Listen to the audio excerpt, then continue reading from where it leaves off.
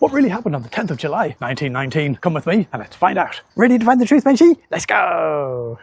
That's when US President Woodrow Wilson delivered the Treaty of Versailles to Senate, with deadly consequences. Poor old Europe was in a shocking state after World War I. And we pop.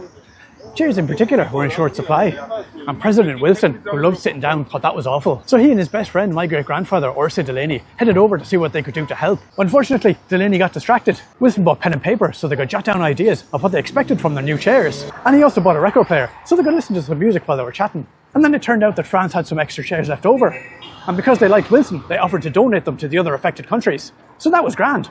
All they needed to do now was work out who got which chairs, because some of them were nicer than others. And it was Delaney who decided how they could do it. He said he'd switch on the record player and everyone should start dancing around the chairs. And when he turned it off again, you dived at the chair and whoever got to sit in the chair could keep it. It was a brilliant idea. So brilliant that Wilson decided to write it down and call it a treaty so people wouldn't think it was childish. But he insisted he wanted to have a go as well. They'd all do it, except for the German lad, because it was because of the Germans' habit of biting chairs that they were in this mess in the first place. So Delaney turned on the tunes. But the German lad who was just standing up against the wall watching everyone else have fun was a sly bags. And he whistled, and a woman called Era Marina came into the room. By God, she was a right cracker, and Delaney grabbed her, and they started dancing around the room. They danced until the record was over, and then Delaney, with a wink at Era, flipped the record over, and they danced some more. And all the other poor lads dancing around the chairs waiting for the music to stop. And dropping like flies because they weren't as fit as Delaney. Finally, Delaney went out for 2 glasses of champagne for himself and Era. And when he came back and saw the men on the ground, he knew he'd been tricked.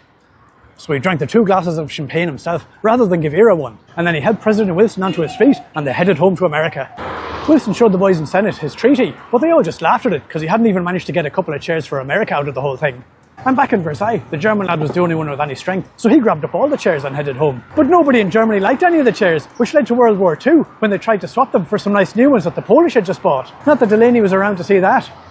The 2 glasses of champagne had been very gassy, giving him hyperinflation, and he only just had time to get Wilson through the door of the White House before he exploded. But sure, that's nothing compared to what happened to my other great-great-grandfather. Make sure you follow or subscribe, or whatever they call it these days, so you don't miss that story. Ready, matey? Let's go!